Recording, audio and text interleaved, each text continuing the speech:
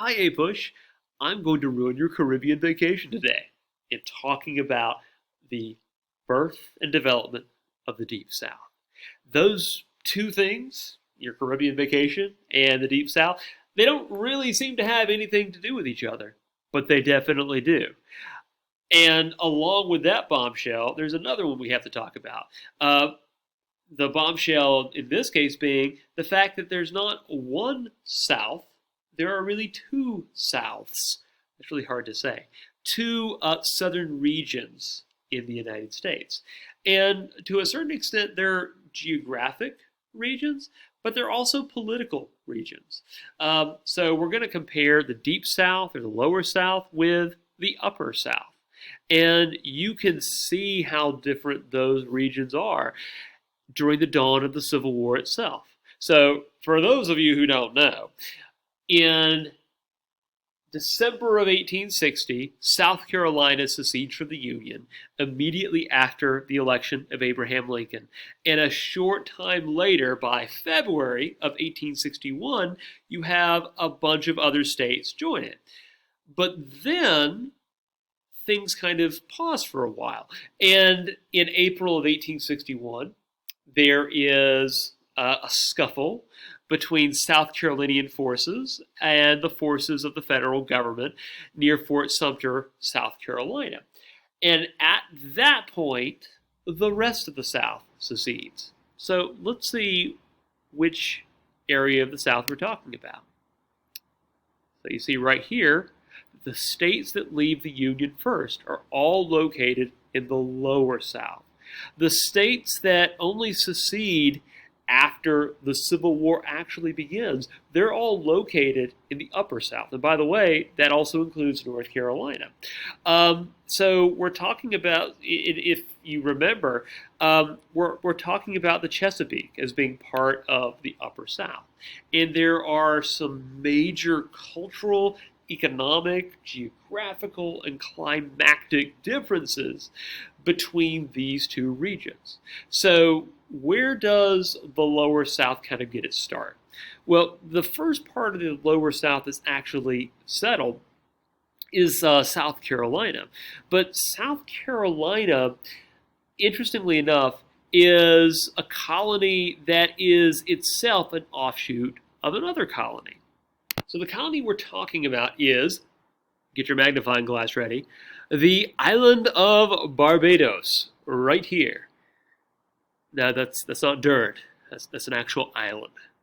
So the question is, why does Barbados get settled before, oh, I don't know, like 1/3 of the eastern seaboard of the United States? And part of it is that, remember, in this area, in the Lesser Antilles, which is part, a chain of islands in the Caribbean Sea, that area is just perfect for growing cash crops like tobacco as well as sugar. But again, the West Indies in general, basically a term that we use to refer to all of the Caribbean islands because Columbus couldn't geography. The West Indies in general was kind of the focus of a lot of early European colonial efforts. Remember, that area is where Columbus first made landfall.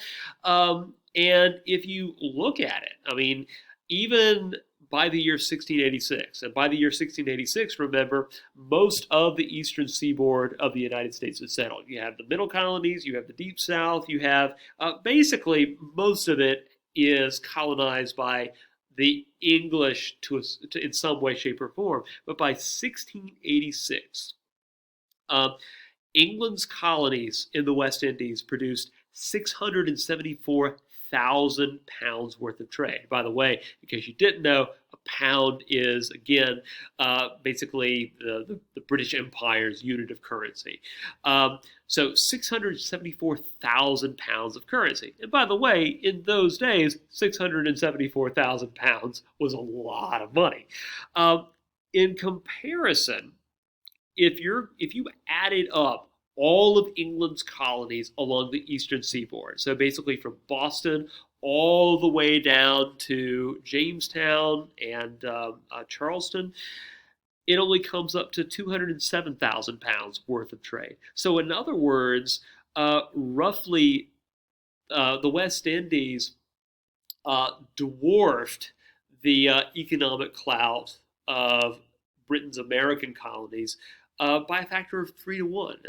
In other words, the English made 3 times as much money from its colonies in the West Indies than it did from like the entire east coast of the United States, or what would become the United States.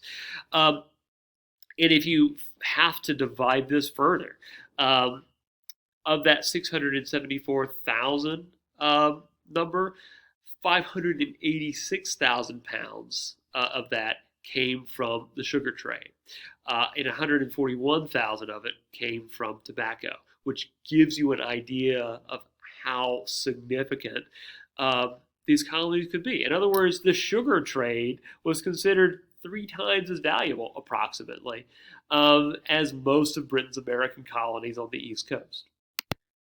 Even when the price of sugar begins to bottom out in the 18th century, you still get these absurd scenarios like you do at the end of the French and Indian War in 1763, where the British, who were feeling pretty good about themselves after, beating the French so decisively, they're trying to figure out what territory they want to annex. And if you remember, Canada is mostly controlled by the French during this time period. And so in London, the British are going, all of Canada, one of the largest land masses on planet Earth, or maybe a few more islands down here. And the British almost pick a few additional Caribbean islands. The only thing that holds them back is the fear that by getting so many sugar islands, it basically might lead to the price of sugar plummeting even more. So they settle on getting, almost all of Canada, or at least all of Quebec. So that's just how important sugar was to the British Empire and to the European powers more generally. So basically, these islands were prioritized. First, they were settled mostly by pirates and smugglers, and by landing in these areas at all, remember, that leads to the local population being wiped out from disease or due to being enslaved. And if that doesn't do it, the work certainly did. Now, for the English, remember, they are settling these as pirate bases predominantly to intercept those Spanish treasure ships that are basically setting sail from Veracruz and heading towards Spain. But, of course, along the way, they realize that these areas are ideal for growing sugar. And so the first English islands that are colonized are the islands of St. Christopher in 1624. Barbados in 1627, Nevis in 1628, Montserrat in 32, and Antigua also in 32. So in other words, in a very short period of time, the British start colonizing these islands for pirate bases as well as for sugarcane cultivation. And by the way, if money doesn't talk, and I think it does, you can also get a sense of how much the British prioritized the West Indies by just looking at the immigration records. We talk a lot about the number of indentured servants that traveled to the Chesapeake during this time period, but the number of indentured servants that traveled to the Chesapeake is dwarfed by the huge amount of indentured servants who were traveling to the Caribbean. Almost 2/3 of all immigrants between 1640 to 1660 from England are actually traveling to the West Indies, not the Chesapeake. So think about this. Even though you have events in colonial American history like Bacon's Rebellion that are the result of, to a certain extent, overcrowding of indentured servants, think about what the West Indies was like, because the vast majority of the European population in this area was composed of indentured servants. And look at these numbers, or listen to these numbers. So in 1650, there were 44,000 English colonies or colonists living in the West Indies, compared to 12,000 for the Chesapeake and 23,000 for New England.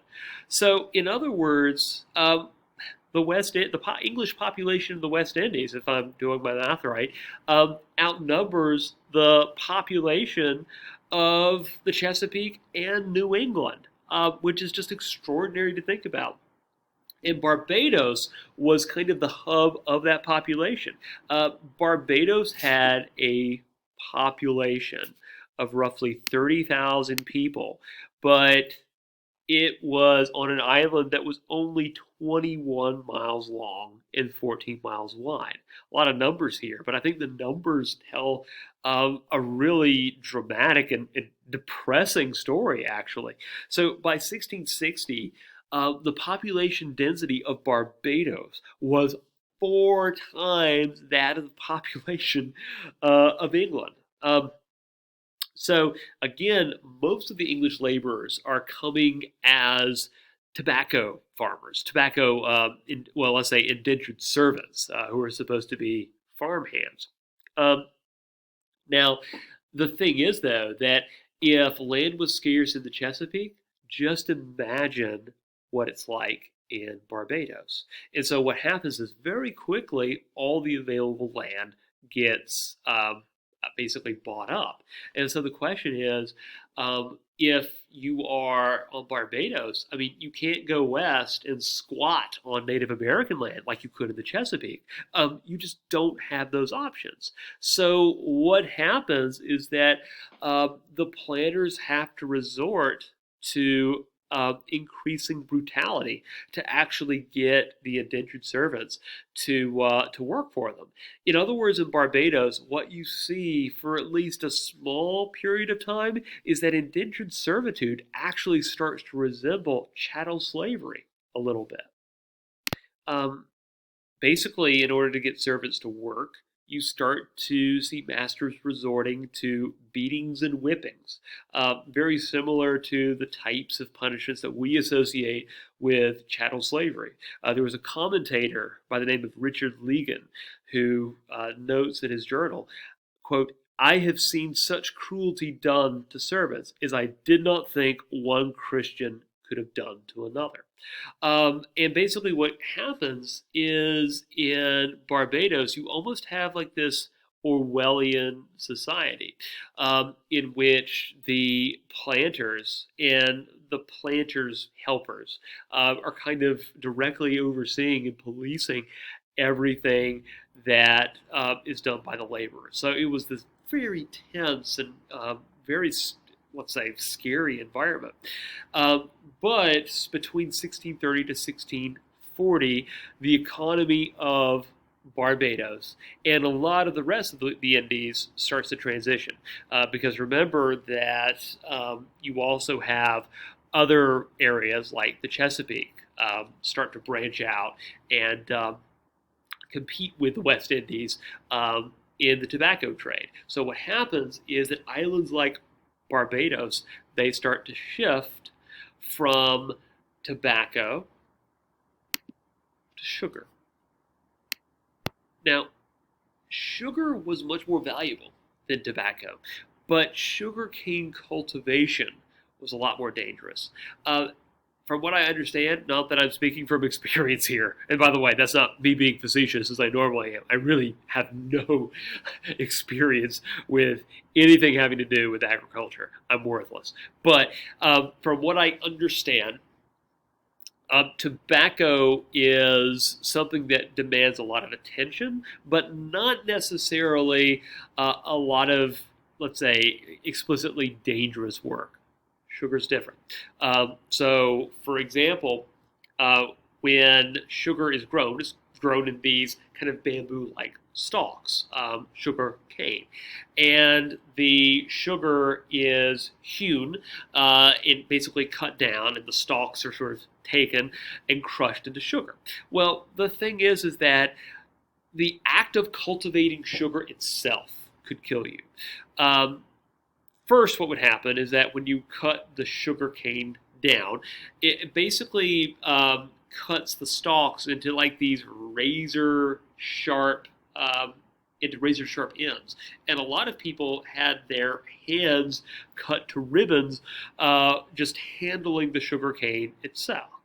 But that was mild in comparison to what happened at the actual mills. So the thing is that to extract the cane, or sorry, to extract the sugar from the cane, basically the actual gooey syrup, these stalks were ground with a grindstone.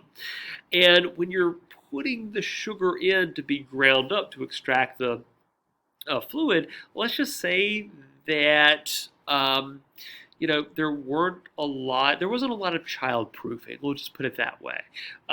So, for example, here is what a commentator by the name of Edward Littleton says about extracting sugar from the sugar cane. If a mill feeder be catched by the finger, his whole body is drawn in.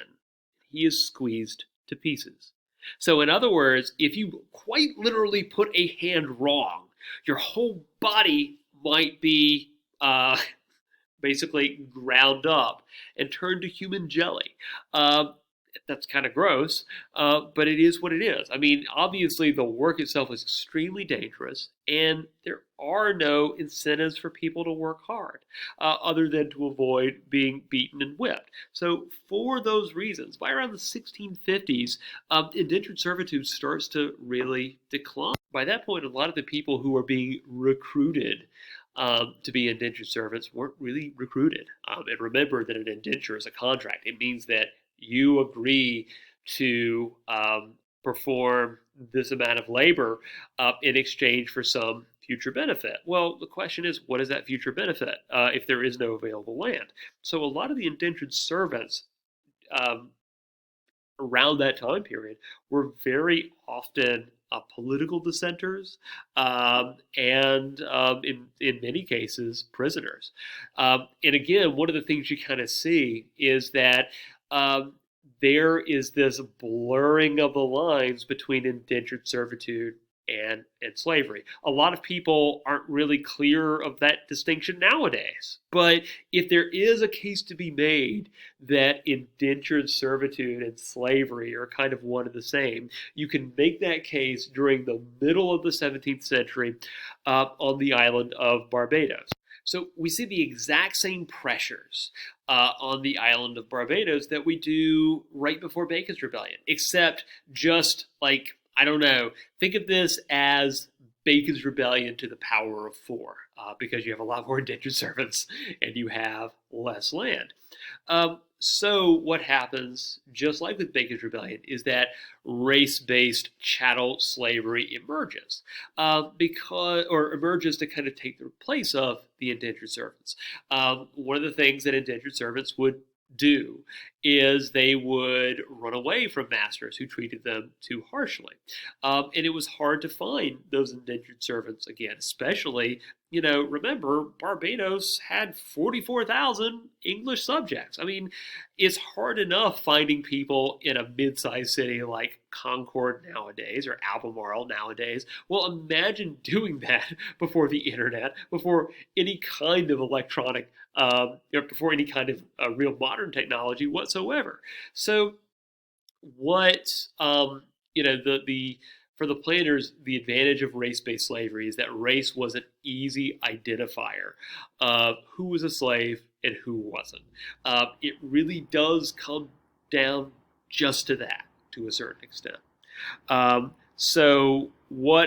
What's terrifying about the emergence of slavery in Barbados is even more than in the Chesapeake, just how quickly it emerges. We talked a little bit about this, almost like the slow emergence of chattel slavery in the Chesapeake, and how even after Bacon's Rebellion, it was a gradual process.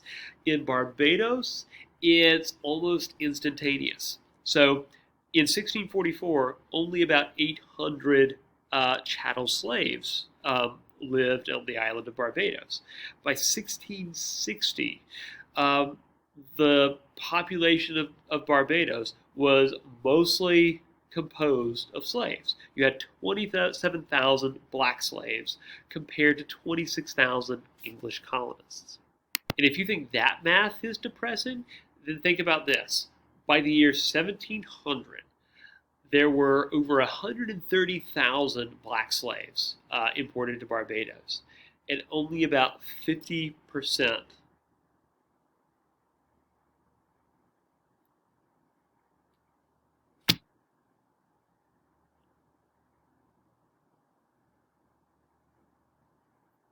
So let's get a sense of how significant slavery was in Britain's Caribbean or West Indies colonies. So if you're looking at where most slaves were taken, um, basically Brazil, which was of course controlled by the Portuguese, tops the list, where almost 40% of all slaves that were captured from 1519 to 1867 end up in Brazil. Second on the list is British America. Basically, this is British America minus the North American colonies. So basically, it means you're just totally looking at the West Indies here. Then you have the Spanish Empire, then French America, which basically is France's colonies in the West Indies as well. In which, by the way, it's important to note that almost all of the big European powers have colonies in the West Indies. And then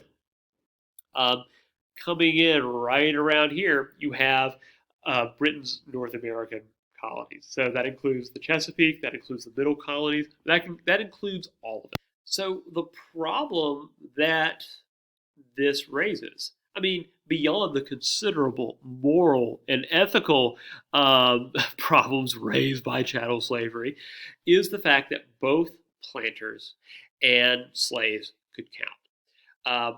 And both realized the fact that the slave population was dwarfing that of the English population. And of course, you don't have to be a genius to realize that that increases the likelihood of a slave rebellion, just sheer mathematics. And of course, there's other math that contributes to that. The fact that a slave's life expectancy was tragically short, partially because almost anything and everything in the West Indies could kill you. The work could kill you, the disease could kill you, the bad food and water and general sanitation could kill you, everything could kill you. So one of the things that's important to realize about the West Indies is, bear with me here, slavery becomes a self-correcting problem. And you're like, what the heck do you mean by that, Mr. Dry? Are you off your meds or something? No, I'm not. The reason slavery becomes a self-correcting problem is that slaves are treated so horribly that they realize that there's not a lot of, well, if they rise up in rebellion, what do they have to lose? I mean, if they're not going to die in rebellion, they're going to die very soon, in just a few years. Why not just take your chance and take your destiny into your own hands and try to go out on your own terms? And hey, you might actually get lucky and overthrow the planters. And that's something that we see repeat throughout the West Indies and in most areas that, in most colonies that have chattel slavery, except, of course, the United States and Brazil in the 19th century. And part of the reason why we don't see like a massive slave rebellion in the United States is because if push comes to shove, a slave could always try to run away in the Chesapeake. You can't really do that on Barbados. And the fact is that the planters were very good at tracking down and monitoring their slaves because they were in a very tight, compressed area. So, just to give you guys an idea of what a planter could do, in 1661, you have the English basically pass a slave code. And by the way, this slave code is going to be the model for the slave code that South Carolina adopts in 1696. It is also going to be the model for other slave codes in the Deep South.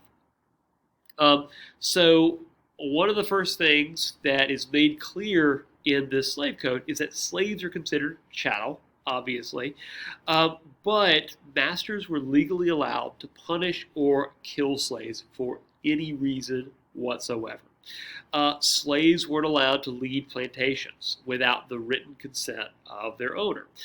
Slaves couldn't beat drums, blow horns, or use any instruments unless they served to rally other slaves together in rebellion. And also, you have the creation of this informant culture. So slaves who turned in other slaves for, attempted rebellion could be rewarded with new clothes or better treatment. And just to show you the extent to which planters took this paranoia, they did not even allow slaves to be converted to Christianity, sometimes even under pain of death. So, for example, and part of that, by the way, is that the justification for slavery is that slaves were overwhelmingly not Christian. Very often they brought animistic belief systems from West Africa. Some were, practiced Islam. It kind of depended on where the slave was taken. But the thing is that, well, what if they become Christian? Then the whole justification for slavery goes away. So the answer, well, just don't convert them to Christianity. So this is one of the reasons why in England's colonies, slavery takes on a very different complexion, because slavery in basically the Spanish Empire, that was no obstacle for religious conversions necessarily, but it was in England's colonies. And just to kind of show you how far planters took this, in the late 17th century, the government in Barbados fined a Quaker missionary over £7,000 for trying to convert slaves. I mean, I'm not sure if that number means anything to you, but I'm going to ballpark it and say that's almost like being fined several $1 million in today's terms. I mean, that's just an extraordinary amount of money, more money than most people could ever hope to see in their lifetimes. So one Quaker is fined £7,000, and another is executed for trying to convert slaves.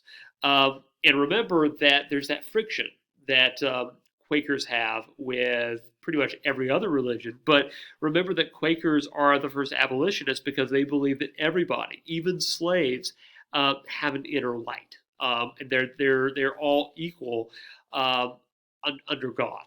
So if you're trying to find a creepy surveillance / security state like George Orwell's 1984, might I suggest Barbados in 1684? So the question is, for all that, for all the brutality, for all the death and destruction, what do the planters get out of it? And maybe the simple answer is what we discussed at the very beginning. The fact that colonies like Barbados were exponentially more valuable economically than colonies like Massachusetts Bay, like the Chesapeake in general. And that's part of the explanation. But, money only gets you so much. And one of the bizarre things, this is the other strange thing I'm going to say, is that very often Barbadian planters felt, in a lot of respects, a lot like their slaves, like they were trapped. And that sounds ridiculous, and it kind of is ridiculous.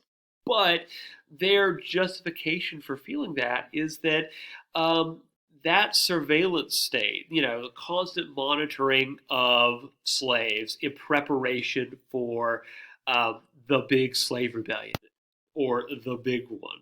And it's kind of interesting because when you read the sources, the big slave rebellion was discussed in almost apocalyptic terms, almost like the same way that people who live in Naples, Italy, talk about the next big eruption of Mount Vesuvius. That it's inevitable, but there's nothing we can do, so we should just enjoy the time we have. That's kind of the atmosphere, like this atmosphere of inevitable doom.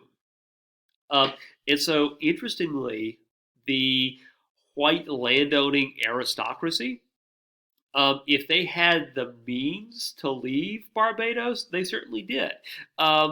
Basically, half of all land in Barbados was owned by the richest 7% of colonists.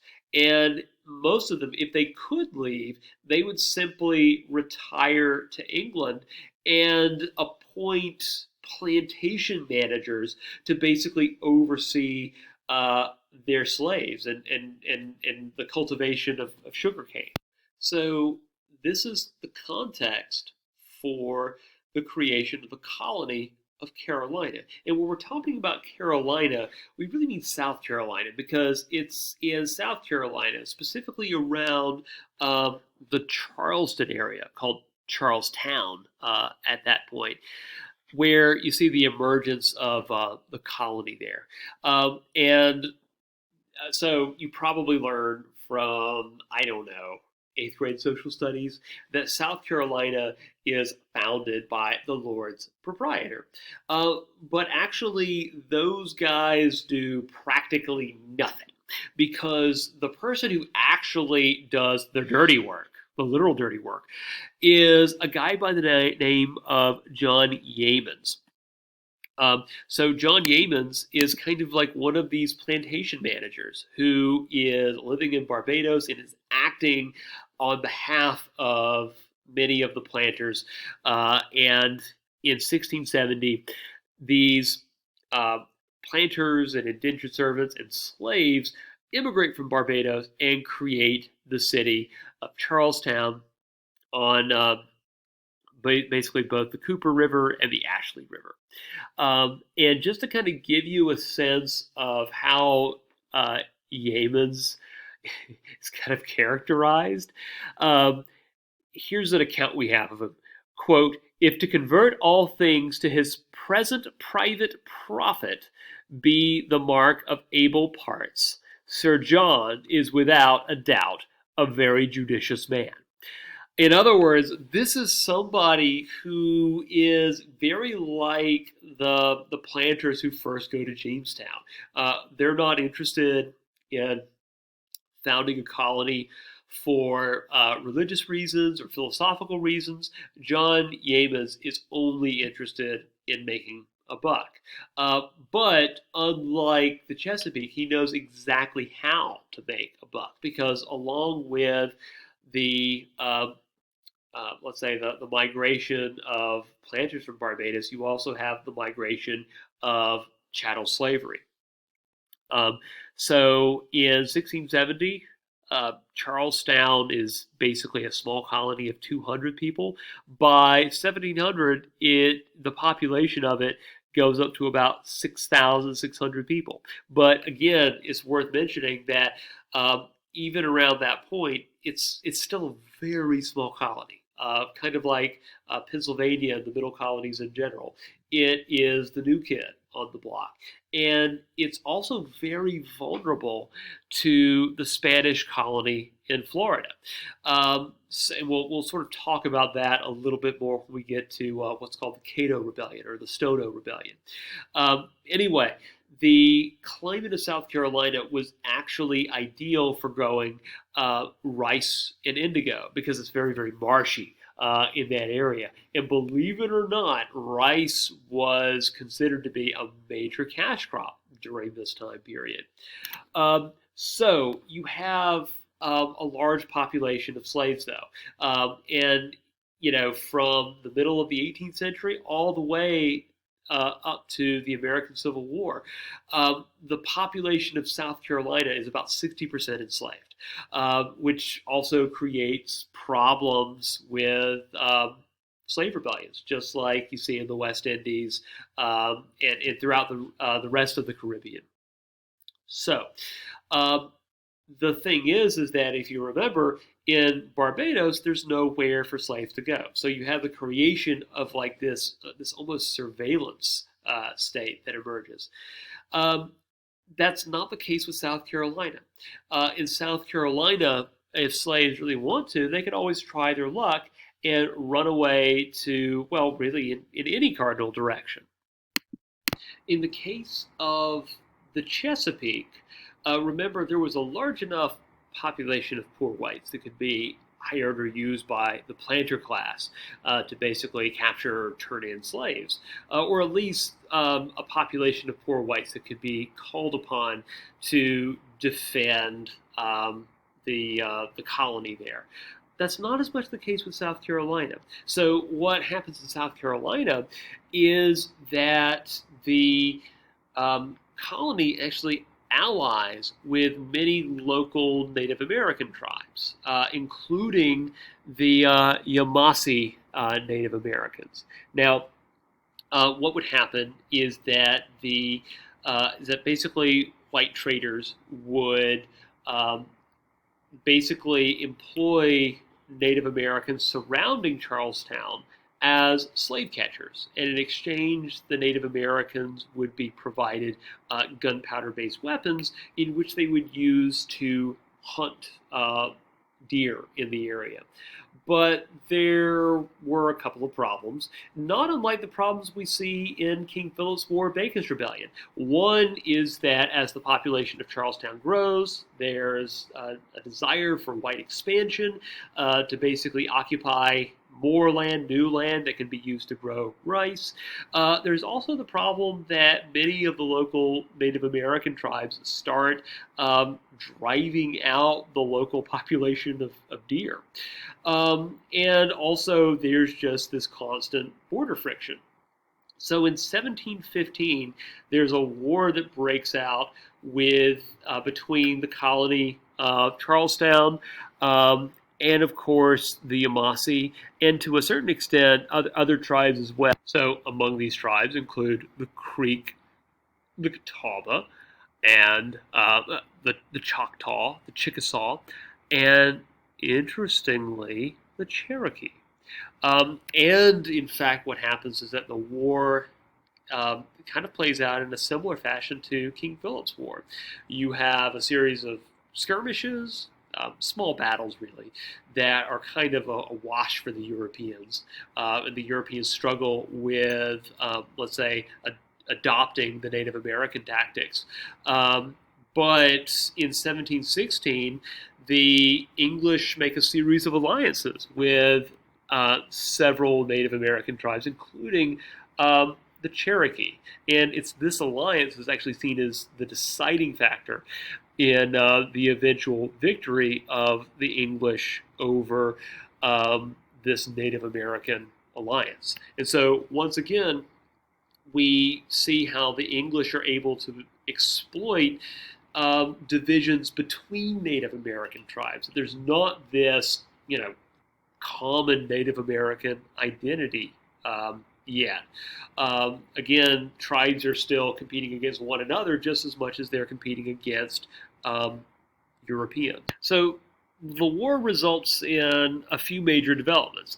For one, the defeat of the Yamasee and their Creek allies in northern Georgia paved the way for the establishment of a colony in Georgia. I'll talk a little bit more about that in the next lecture, but basically Georgia becomes a colony for debtors.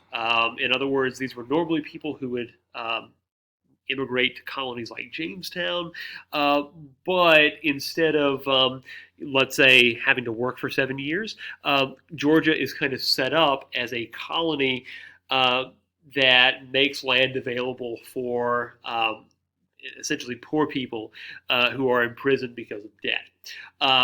That's one development. The other development is we see this alliance with some of the local tribes, like the Cherokee, like the Catawba, endure. And there's quite a lot of assimilation that takes place between English colonies and some of these Native American allies. And that's actually a theme we'll kind of discuss more and more as we go.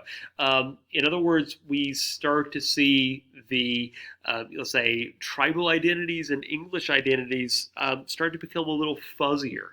And finally, just like the war between Jamestown and Powhatan's Confederation in 1625, just like King Philip's War in 1675, these European Native American wars lead to the mother country, England, to take a more hands-on approach to colonial administration. The Joint Stock Company, led by the Lords Proprietor, is folded, and South Carolina becomes a royal colony. And so, once again, we see that transformation of these joint stock companies moving towards royal colonies. Also, it sort of demonstrates that South Carolina, as small as it is here to stay.